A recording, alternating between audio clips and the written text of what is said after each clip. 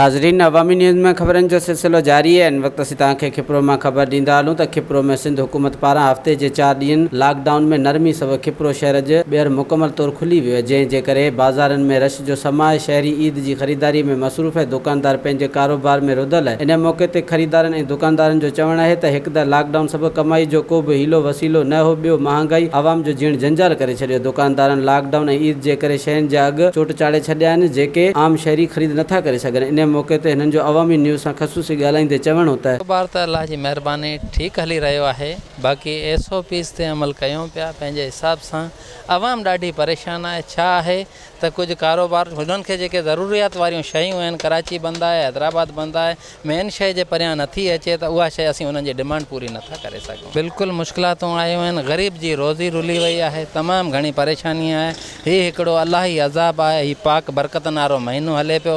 अलाह जे अॻियां असीं दुआ घुरूं था त इन में इनखे ख़तमु करे नेस्त नाबूद करे त जीअं दुनिया सकून जो साह पटे। तमामु बहितरीनु कमु हले पियो। अलाह जो शुक्र आहे। असीं वज़ीर अला जा तमामु शुक्रगुज़ार आहियूं। बहरहाल शुक्र आहे, पहिरीं त ईद पहिरीं हुई, पर हाणे पोइ शुक्र आहे दम गुज़र आहे। शयूं आहिनि गॾियल आहिनि। हल्को कपिड़ो सस्तो आहे, भलो कपिड़ो महांगो बि आहे। जी ईद जी ख़रीदारी करणु। हा जी। महंगाई बाबा अरूज ते लॻी पई आहे। महंगाई ग़रीब को कपिड़ो वठो नथो सघे, केॾा वञूं मिड़े।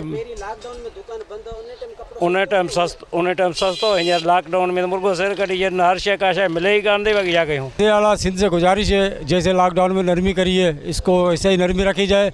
SOP के तहत हम काम कर रहे हैं और मुनासिब रेट पे अपना काम कर रहे हैं। तमामु भलो कमु हलियो लॉकडाउन में। उम्मीद खां वधीक कमु हली वियो आहे। सख़्ती थोरी हुई, पंहिंजे हिसाब सां इहा ॻाल्हि कोन्हे की न, कमु सुठो हली वियो। न इहो माण्हुनि जी सोच आहे, ॿियो कुझु कोन्हे। मथां खां रेट थोरो महांगो ज़रूरु हो 5-10 मीटर ते, पर एतिरो महांगो कोन्हे जेको माण्हुनि जी रड़ लॻी पई चवनि लॉकडाउन लॉकडाउन लॉकडाउन लाज़मी।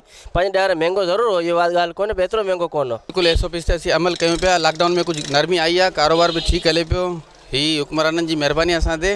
असांखे 2-3 ॾींहं ॾिना आहिनि, महिरबानियूं हिननि जूं।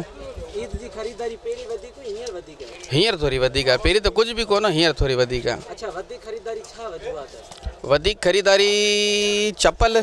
लास्ट ॾींहं में चप्पल हले थो, पहिरें ॾींहंनि में कपिड़ो हले थो। कपिड़ो हाणे सिबियल हले पियो। असांजे ताक़िया पैक कोन, हाणे सिबियल कपिड़ो हले पियो ॿारनि जो। ॿियो चयो वधीक ख़बरनि ऐं तफ़सील जे लाइ विज़िट कयो असांजी वेबसाइट awamiNewsHD.com ऐं ॾिसंदा रहो अवामी न्यूज़ HD।